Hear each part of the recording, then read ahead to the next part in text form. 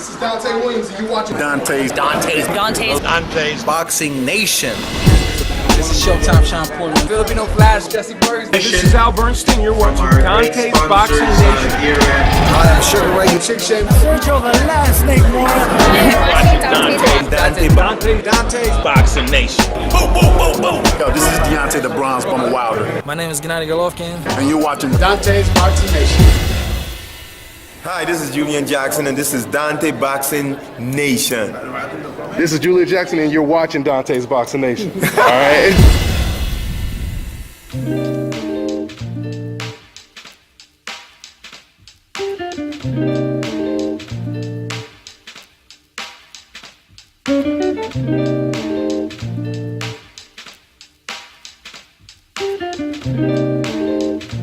Dante's Boxing Nation, what's going on, guys? So I just got done watching the movie Hands of Stone, and I want to give you guys my thoughts and my review of the movie. Now, obviously, if you don't want to hear any spoilers, you might want to stop the video right now. Let's get into it. This was a really, really good movie. I really liked the movie. Out of 5 stars, I would give this movie 4 out of 5 stars, and I'm going to explain why I don't give it 5 stars. Let's go ahead and start with the main actors in the movie. Edgar Ramirez, who plays Roberto Duran, he did a great job. Usher did an excellent job. And I emphasize on excellence because of the fact that Usher doesn't have the type of experience as an actor that Edgar Ramirez has. We all know Usher is a singer turned actor. So with that being said, I was really impressed with Usher playing the role of Sugar Ray Leonard. It really felt like I was watching Sugar Ray Leonard in action during the movie, and obviously Roberto Duran as well. Now, going into this movie, before I watched the movie, my main concern was how are they going to portray Sugar Ray Leonard and Roberto Duran when it comes to the rematch, when it comes to the infamous no mas situation. I already knew going into this movie, obviously they were going to be biased towards Roberto Duran and they were going to give him the benefit of the doubt, but I didn't know to what extent. This was a very good movie leading all the way up until the rematch. Duran versus Leonard 2. That's when the movie switched from a true story to somewhat of a fictional story. But I'm going to go ahead and elaborate on that a little bit more in a second. But let's go back to the beginning of the movie.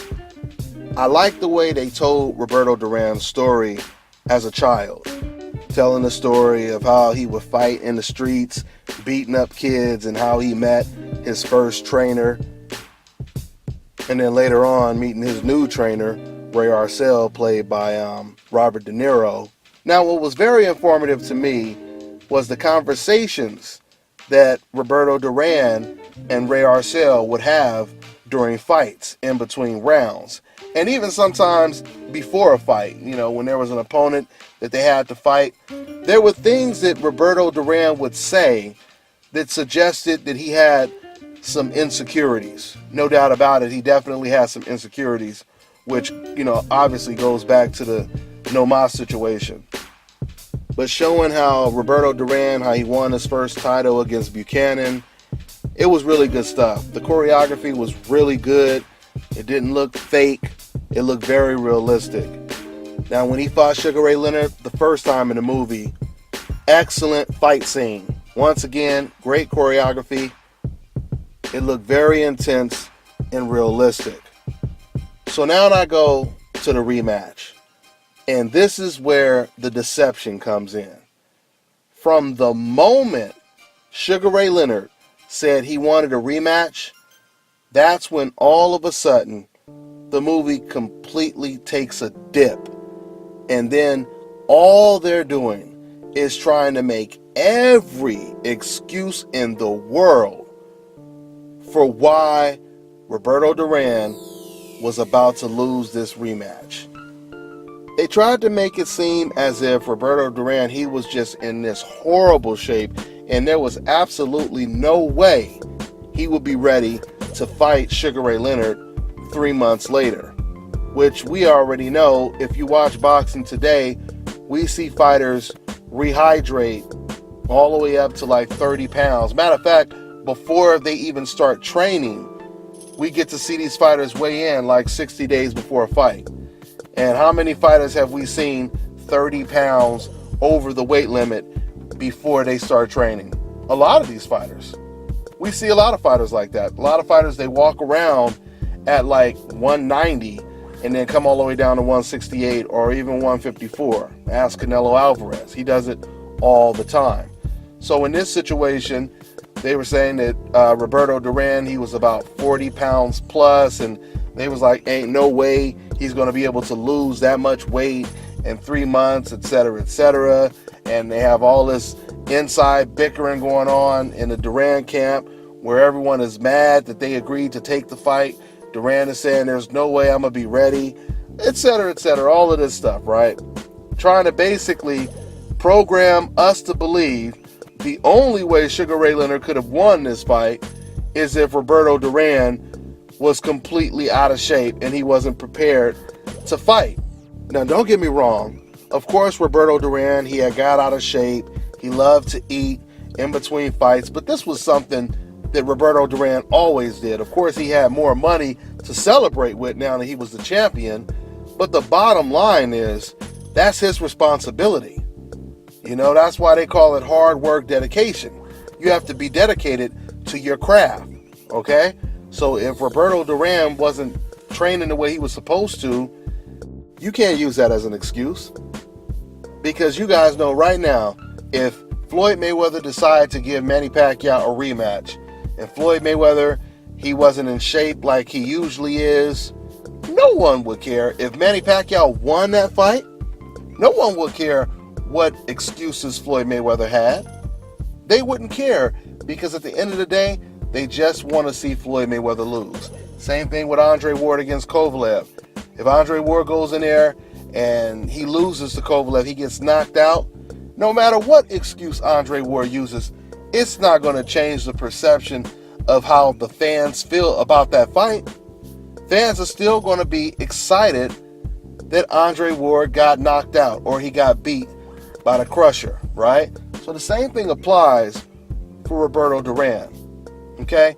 So now I fast forward just a little bit to the actual fight. This is where the deception goes through the roof. Now, I just want you guys to keep in mind, when they illustrated the first fight between Duran and Leonard, there were all these punches, all these great highlights of Duran and Sugar Ray Leonard's head getting snapped back from all different type of power punches. It was a lot of punches being thrown, a lot of punches being landed when you watch the sequence of the first fight, right? But all of a sudden in the rematch, all of a sudden, and even before the fight, once again, they're making up all these excuses before Duran even gets in the ring with Sugar Ray Leonard. Like, even when Roberto Duran is walking to the ring, they're showing clips of him eating and all this kind of stuff, because that's one of the excuses he ended up using later on why he quit, because he ate too much and he had a stomach ache, right?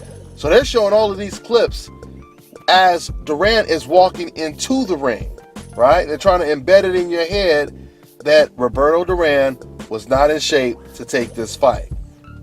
Now, this is when they did Sugar Ray Leonard a major disservice by being extremely deceiving, where they told this fictional story of how the rematch played out. What they basically did was, and I'm not exaggerating when I say this, they made it look like Sugar Ray Leonard hardly threw any punches at all, and all he did was kept moving around the ring. He kept running, he kept dancing, and he was like throwing no punches at all. Now, keep in mind, when they show you the first fight, they're showing highlights of all kind of punches being exchanged. But in the rematch, they literally show Sugar Ray Leonard throwing or landing about 3 to 5 punches in the whole fight. So once again, they purposely tried to make it look like Sugar Ray Leonard, he was just running and he didn't want to fight. They tried to paint the picture as if this is the reason why Roberto Duran quit. Because Sugar Ray Leonard, he don't want to fight. All he's doing is running. He's running away. He's dancing. He's not throwing any punches. And this is basically how Sugar Ray Leonard won the fight. Now, for those of you guys who haven't watched the actual rematch, Sugar Ray Leonard versus Duran, I would encourage you guys to check out that fight. Watch it on YouTube, either before or after, or both. But make sure you watch the fight so you can see how deceptive they were when it came to the rematch in this movie. I mean, they did a terrible job, and they did it all on purpose. Once again, this was all to make Roberto Duran look like, you know, he just couldn't deal with a guy that just ran and threw no punches. But the reality is, Sugar Ray Leonard, he was catching Duran with beautiful combinations in the rematch. Beautiful jabs. He would throw these beautiful flurries, because there were moments when Duran, he would get Sugar Ray Leonard on the ropes. And when he got Leonard on the ropes in the rematch, Sugar Ray Leonard, he would just come back with these quick, lightning fast type of combinations that just continued to frustrate Roberto Duran. And you guys have to remember, Sugar Ray Leonard was not a feather-fisted puncher. Sugar Ray Leonard, he had knockout power, okay? And he was catching Duran with beautiful uppercuts, hooks, flurries of combinations. He was killing Duran with the jab in that rematch. And they displayed none of this in the movie. Once again, all they showed, literally, I'm not even exaggerating, guys, when I say this. They literally tried to make it look like Sugar Ray Leonard, he did nothing but ran. Like he didn't even throw punches. This is how bad it was when it came to this scene in the movie. So this is the reason why I say this movie was great leading up to the rematch, but this was something I had already expected. I just didn't know how far they were going to go in defending Roberto Duran. And it turns out they went pretty damn far. I was even talking to a couple people walking out of the theater that just watched the movie, and they were saying, yeah, man, they did Sugar Ray Leonard a disservice in the rematch segment of the movie. Once again, like I said, watch the real Duran versus Leonard rematch. Matter of fact, watch both of the fights if you haven't watched them. But mainly watch the rematch for the sake of this movie, so you can see the contrast, which is unbelievable. Okay? You know, I told you guys at the beginning of this video that when you listen to the conversations that took place between Roberto Duran and his trainer Ray Arcel, you can clearly see the insecurities that Roberto Duran had. And the fact that Roberto Duran, he was in the ring with a guy that was embarrassing him and dominating him. Not only was he dominating him, but once again, he had power. So he had this flashy style, he had this speed. On top of all of that, he had power.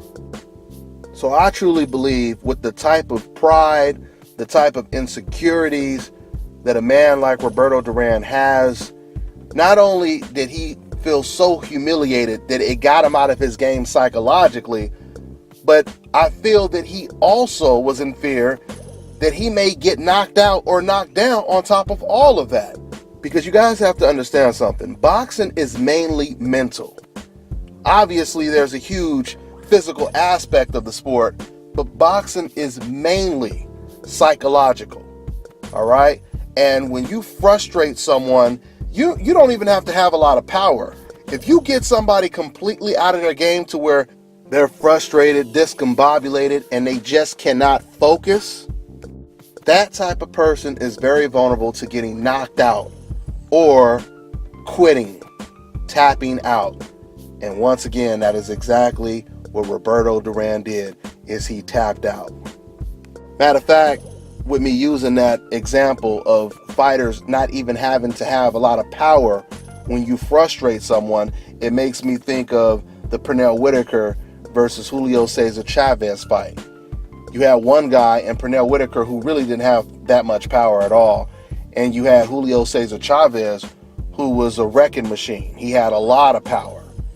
by the 6th, 7th round, Pernell Whitaker had Chavez so frustrated that he was backing Chavez up.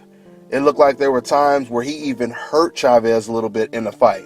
And then there were moments where Chavez himself, he started getting on his bicycle and he started moving around in the ring and trying to box Pernell Whitaker. Because once again, he was out of ideas. Okay? So once again, my point is that frustration, when it sets in, you are very vulnerable. So going back to this fight, that was the worst part of this movie. I mean, you could take away 1 or 2 stars just watching that rematch in the movie. They did a terrible job. The choreography could have been so beautiful with the type of combinations that Sugar Ray Leonard really landed in the actual fight. But once again, because this was a Roberto Duran movie, they tried to defend Duran as much as they could, basically. So some other things that was pretty revealing to me. And it's so funny because it's like, I know this story so much. I watched the documentaries, but it seems like no matter how many documentaries you watch, you always find something else out that you didn't know. And what I found out in this movie, what was really, really interesting, is people always painted Sugar Ray Leonard as being this golden boy that America just loves, right? But what we found out is what makes more sense is that even Sugar Ray Leonard was on the coincidental list. Because in this movie, they illustrated perfect where Sugar Ray Leonard is coming in the ring and everyone is booing Sugar Ray Leonard, the American, right? But they're cheering for Roberto Duran. And understand this, guys. They're cheering Roberto Duran. This is after Roberto Duran had already called Sugar Ray Leonard's wife a whore. He flipped her off. And it was so offensive that Ray Arcel, he damn near threatened to leave Roberto Duran if he ever did that again. And I really like that scene in the movie, man. I like the scene when he called Sugar Ray Leonard's wife a whore. Ray Arcel, you know, he walked away, and Roberto Duran, he tried to catch up with Ray, and Ray was like, man, you don't do that, man. You don't talk about you don't talk about women, etc., etc. And Roberto Duran, he kept trying to say, but you have to understand something. I grew up where I had to eat out the trash can and this and that and this and that. And Ray Arcel kept saying, but what does that have to do with disrespecting a man's woman? And then Roberto Duran, he would make another excuse that made no sense. He's like, oh, but you know how America has treated my country and this and that. And Ray would say the same thing. Roberto, what does that have to do with treating a woman like that? He said, no matter what you've been through, you never disrespect a woman like that. Certainly not someone else's woman on top of that. Right? Now I'm paraphrasing, but I thought that was a really cool scene in the movie. So we found out that Sugar Ray Leonard, he was on the coincidental list, because I've heard some fans say, you know, now looking back, they'll say, oh yeah, well look at how Sugar Ray Leonard, he was loved so much compared to Roberto Duran. But we find out the truth. We find out the truth. And once again, the man that's not calling another man's woman a whore, he's the guy that's getting booed, right? The man that has been respectful leading up to this fight, he's the guy that gets booed. And coincidentally, and maybe I shouldn't say coincidentally, but Tommy Hearns, when he fought Roberto Duran and knocked Duran out in the second round with one punch, that fight was in Las Vegas. And who do you think they rained boos on when it came to the ring walks? The American Tommy Hearns, while cheering for Roberto Duran. So don't think this coincidental list is something that just started when Floyd Mayweather emerged on top of the sport. This coincidental list has been there since day one. I can even go back to Aaron Pryor versus Alexis Arguello. Aaron Pryor, he had that style that these decafs, they claim they love. Knockouts, aggression, just want to fight. That was Aaron Pryor. But when Aaron Pryor fought Alexis Arguello, they booed Aaron like he was the devil. Okay? he got no love. He was on top of the coincidental list at that time. So, going back to this movie, it was a great movie. It was also interesting watching the backlash that Roberto Duran received after he quit against Sugar Ray Leonard. It was one scene where this little kid in Panama, he just kept calling Roberto Duran a coward. He was telling Roberto, I would kick your ass and I would make you quit just like Sugar Ray Leonard made you quit. This little kid, he was talking real reckless to Roberto Duran. Speaking of the kids in Panama, something else I also noticed, it's very unfortunate that when you look at countries like Panama, where you have Latinos of all different colors, you have some Latinos that look straight Indian, some look straight black, some even look white, right? But with that being said, they are all united. They don't see color, they see nationality, right? They all celebrate Roberto Duran's victories, and they all react to his defeats the same way. In other words, it's not like the DSA, the Divided States of America, where everyone is rooting against each other. Like I just said, Tommy Hearns, he fights in his own country and he's getting booed, and the visitor is getting cheered, Roberto Duran. We need to learn from these Central American and South American countries. We can learn a lot from them when it comes to that kind of stuff. So getting back to the movie ends on a good note, of course, for Roberto Duran.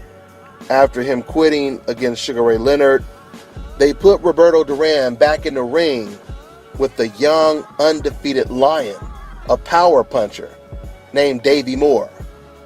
And a lot of people, they basically think that Roberto Duran is going in there to get knocked out. And Duran, he pulls off a huge upset and he knocks out Davey Moore. So that's how the movie ends. Like I said, this was a very good movie until they falsely reenacted the Duran versus Sugar Ray Leonard rematch. That's all I got for now, guys. I'm on to the next one.